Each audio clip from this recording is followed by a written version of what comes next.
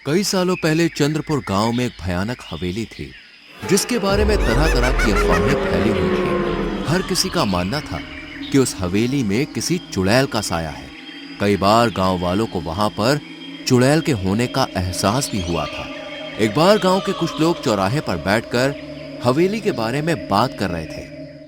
अरे भैया, मैंने खुद पेड़ों से फूलों को अपने आप उड़ते हुए हवेली में जाते देखा है। अरे नहीं रामू भैया, वहाँ भूत का नहीं चुड़ैल का साया है। मैंने तो पायलों की आवाज भी सुनी है। मैंने भी हंसने की आवाज सुनी है। जमींदार साहब, आपको हवेली और गांव के बीच में मजबूत दीवार बना देनी चाहिए। कम से कम ये भूत हमारे बच्चों को तो नुकसान नहीं पहुंचाएंगे। ना जाने हवेली में भूत है कि चुड़ैल, लेकिन एक बार जब मेरे पति लकड़ियां काट रहे थे तो उनकी कुल्हाड़ी नीचे गिर गई और फिर अचानक कुल्हाड़ी ना जाने कैसे उड़ते हुए वापस उनके हाथ में आ गई। मेरी तो डर के मारे जान ही निकल गई थी। देखो, मेरा बेटा अमेरिका से वापस आ रहा है। कुछ दिनों के बाद वो वापस चला जाएगा। उसे इन सब घटनाओं के बारे में खबर नहीं होनी चाहिए और उसके जाने के बाद मैं ये दीवार बनवा दूंगा। अगले दिन जमींदार साहब का बेटा रवि अपने दोस्त अमित के साथ कार में गांव आ रहा था। अरे रवि भैया, आप उस हवेली की तरफ मत देखना, कहीं उन चुड़ैलों का साया आप पर भी ना पड़ जाए। ये तुम क्या कह रहे हो ड्राइवर? कौन सी चुड़ैल? कैसी चुड़ैल? हाँ यार, तुम्हारा ये ड्राइवर कैसी बातें कर रहा है? अरे भैया, सामने जो हवेली दिख रही है उसमें चुड़ैल का साया है। आज तक इस भूतिया हवेली में कोई भी एक रात तक नहीं गुजार पाया। बड़े बड़े लोग आए और बड़े बड़े दावे किए और फिर हार मानकर चले गए। हम अमेरिका से आए हैं, पढ़े लिखे हैं, तुम्हारी तरह ऐसी अंधविश्वास की बातों में यकीन नहीं रखते हैं। मैं तो कहता हूँ कि अगर वो चुड़ैल दिख जाए तो छुट्टियों का मजा आ जाएगा। क्यों रवि? तभी गाड़ी हवेली के ठीक सामने रुक जाती है। क्या हुआ ड्राइवर, गाड़ी यहाँ पे क्यों रोकी? हाँ, और गाड़ी के आगे इतने सारे फूल, लगता है किसी ने हमारा स्वागत करने के लिए रखे हैं। अरे नहीं नहीं, ये सब हवेली की चुड़ैलों का काम है। सुनो, ऐसी बकवास मत करो। मैं बकवास नहीं कर रहा। आप हवेली में एक रात बिता लेंगे तो आप भी खुद ही समझ जाएंगे। सबसे पहले तो तुम हमें घर पहुंचाओ, बहुत जोर की भूख लगी है। अरे मेरे पेट में हाथी, चूहे, भूत प्रेत सब दौड़ रहे हैं।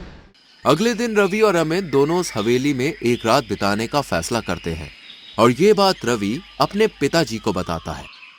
तुम्हारा दिमाग तो ठीक है, क्यों मौत को गले लगाना चाहते हो? क्योंकि मैं साबित करना चाहता हूँ कि उस हवेली में कोई चुड़ैल नहीं है। वो हवेली बहुत पुरानी है और हम उसे हेरिटेज होटल बनाना चाहते हैं। करोड़ों की प्रॉपर्टी है। हाँ अंकल, हो सकता है कि कुछ लोगों ने इतनी अच्छी प्रॉपर्टी पर कब्जा करने के लिए इस तरह की अफवाहें उड़ाई हो। ठीक है, तुम जाओ, लेकिन अपना ध्यान रखना। रवि और अमित दोनों उस हवेली में जाते हैं। वो दोनों हवेली में इधर उधर देख रहे थे कि तभी अचानक से पलंग हवा में उड़ने लगा। रवि देख भाई, ये पलंग हवा में कैसे उड़ रहा है? पता नहीं यार, और ये किसके रोने की आवाज आ रही है? हाँ, और मुझे तो कहीं से कमल के फूल की खुशबू भी आ रही है। इतनी पुरानी हवेली में कमल का फूल कहां से आया? वो दोनों आसपास देख ही रहे थे कि तभी अचानक से कहीं पर बर्तन गिरने की आवाज आई। रवि और अमित दौड़ते हुए जहां से आवाज आई थी वहां पर पहुंच गए। आवाज तो यहीं से आई थी, लेकिन यहां तो कोई भी नहीं दिख रहा है। कहीं गांव वालों की बात सच तो नहीं थी? अब तो मुझे भी उनकी बातों पर थोड़ा थोड़ा यकीन होने लगा है। जब रवि और अमित डर के मारे एक दूसरे से बातें कर रहे थे, तभी अचानक बहुत सारी परियां उनके सामने प्रकट हो गईं। वो दोनों उन्हें देखकर हैरान रह गए। मैं हुस्न परी हूँ, आपके घर में हमारा स्वागत है। यार अमित, मैं कोई सपना तो नहीं देख रहा? आप कोई सपना नहीं देख रहे, हम सच में परियां हैं और आपके सामने खड़ी है। लेकिन आप लोग यहाँ क्या कर रही हैं? वो भी इतनी पुरानी और भयंकर हवेली में। दरअसल ये हमारे लिए घूमने का ठिकाना हुआ करता था। हम परियां रात को यहाँ आकर वक्त बिताया करती थी। ओह, लेकिन पहले ये बताओ, क्या तुम दोनों को भूख लगी है? हाँ, बहुत जोर की। लेकिन यहाँ कहाँ खाना मिलेगा? जरूर मिलेगा।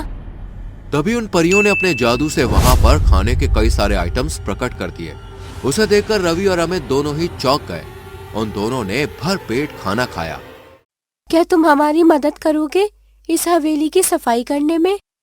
हाँ हाँ, क्यों नहीं, चलिए हम सफाई में आपकी मदद करते हैं। फिर अमित, रवि और परियों ने मिलकर पूरी हवेली की सफाई कर दी। हवेली एकदम नई जैसी लगने लगी। इसके बाद उन्होंने रात भर परियों से बातें की और अगले दिन सूरज उगते ही दोनों परियों को अलविदा कहा। हम पर विश्वास करने के लिए आप दोनों का धन्यवाद। इस हवेली से हमारी यादें जुड़ी है, इसलिए जब भी मन करता है तो कुछ वक्त बिताने रात को यहाँ आ जाते हैं। लेकिन गांव वाले हमें चुड़ैल समझते हैं। हाँ, दरअसल हम तो गांव वालों को शहर से भागकर आए हुए तस्करों से बचाने की कोशिश कर रहे थे, जो सुबह के समय इस हवेली में छुपे रहते हैं और रात को तस्करी के लिए निकल जाते हैं। फिर आप लोगों ने गांव वालों को इस बारे में बताया क्यों नहीं? दरअसल हम अपनी मर्जी से कुछ ही लोगों को दिखाई देती है। हमने गांव वालों को तस्करों के बारे में बताने की काफी कोशिश की, लेकिन डरपोक गांव वाले हवेली में आए ही नहीं। लेकिन अब हम आपकी सच्चाई सभी गांव वालों को बताएंगे और कहेंगे कि यहाँ कोई चुड़ैल नहीं है।